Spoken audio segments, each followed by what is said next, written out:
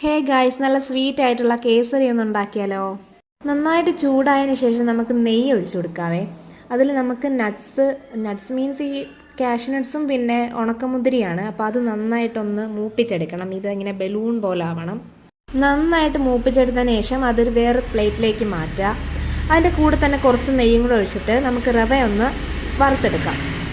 നന്നായിട്ട് വറുത്തിട്ട് റവ ഒന്ന് മാറ്റി വയ്ക്കണേ. പിന്നെ കുറച്ച് നെയ്യും കൂടെ ഒഴിച്ചിട്ട് അതിൽ നമുക്ക് കുറച്ച് വെള്ളം ആഡ് ചെയ്യാം. അത് നന്നായിട്ട് തിളച്ച് വരണം. പിന്നെ ഫുഡ് കളർ വേണം എന്നുണ്ടെങ്കിൽ ഫുഡ് കളർ, അതില്ല എന്നുണ്ടെങ്കിൽ നമുക്ക് മഞ്ഞൾപ്പൊടി കുറച്ചിട്ട് കൊടുത്താലും മതി. അത് നന്നായിട്ട് തിളയ്ക്കണം. അത് നല്ല വെട്ടി തിളച്ചതിന് ശേഷം നമുക്ക് വറുത്ത് വെച്ച റവ അതിലേക്ക് സ്റ്റെപ്പ് ബൈ സ്റ്റെപ്പായിട്ടൊന്ന് ആഡ് ചെയ്ത് കൊടുക്കും. ഗ്യാസ് ലോ ഫ്ലെയിമിൽ വെക്കുക. അടി പിടിക്കാൻ ചാൻസ് ഉണ്ട്. അപ്പോൾ ജസ്റ്റ് ഒന്ന് ഇളക്കി കൊടുക്കുക. ഇത് ഇതുപോലെ സ്റ്റിക്കി ആയിട്ട് വരും കേട്ടോ. ഇനിയാണ് നമുക്ക് ഷുഗർ ആഡ് ചെയ്ത് കൊടുക്കേണ്ടത്. കുറച്ചധികം ഷുഗർ ആഡ് ചെയ്യേണ്ടി വരും.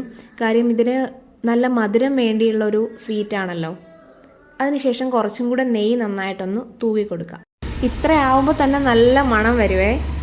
നേരത്തെ വെച്ചിരുന്ന നട്ട്സ് നമുക്കിതിലേക്ക് ആഡ് ചെയ്ത് കൊടുക്കാം. പിന്നെ ഒരു പാത്രത്തിലോട്ടാക്കി ഇതേ ഈ ഷേപ്പിലാക്കി എടുക്കണം. അപ്പോൾ സംഗതി ഒത്ത് കേട്ടോ. അഥവാ നിങ്ങൾക്ക് ഈ നട്ട്സ് ചേർക്കണ്ടെന്നുണ്ടെങ്കിൽ ഡെക്കറേഷന് വേണ്ടിയിട്ട് ഇതാ ഇങ്ങനെ ഡെക്കറേറ്റ് ചെയ്ത് വെക്കാം കേട്ടോ. അപ്പോൾ അടിപൊളിയായിരിക്കും.